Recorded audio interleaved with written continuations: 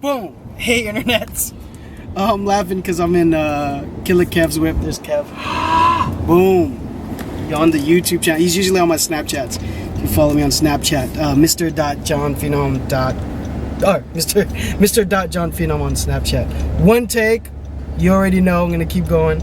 So I had a good question from Sport TV and Sly Sport TV. And their question is, does promoting your brand on social networks guarantee sales?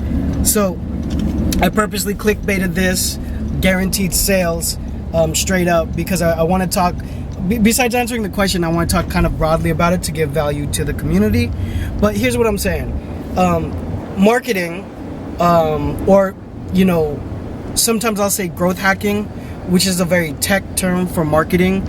But like, for example, Facebook doesn't have a marketing department. They have a growth department. And marketing in general is a must-have for any kind of company. I don't care if it's apparel, you know, if it's your clothing line or whatever.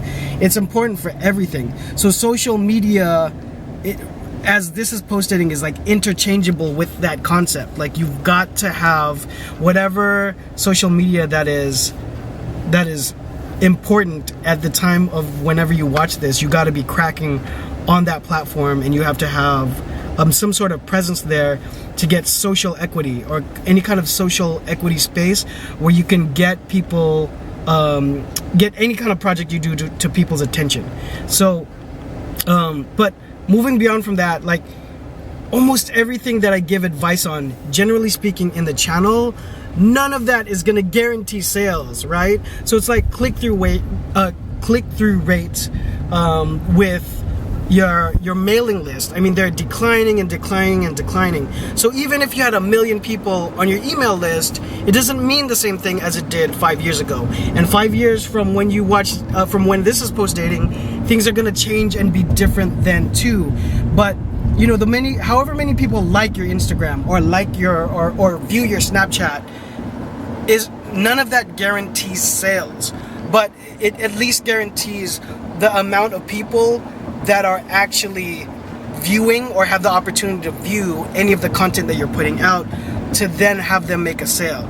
So, you know, everything is changing. I guess the big thing I want to say is everything in marketing is changing, and marketing is marketing and sales is sales. So the idea of getting someone to be a fan of your product, and hopefully a raving fan, is what you want to get them to. But getting them from visiting your website to becoming a consumer and hitting the buy button, that's a completely different thing to get that acquisition.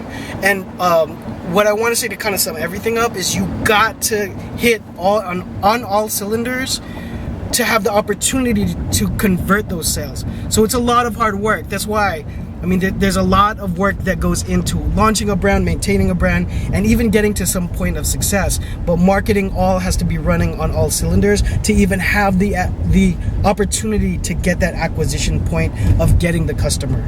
Hope that helps. Shooting from Kev's car.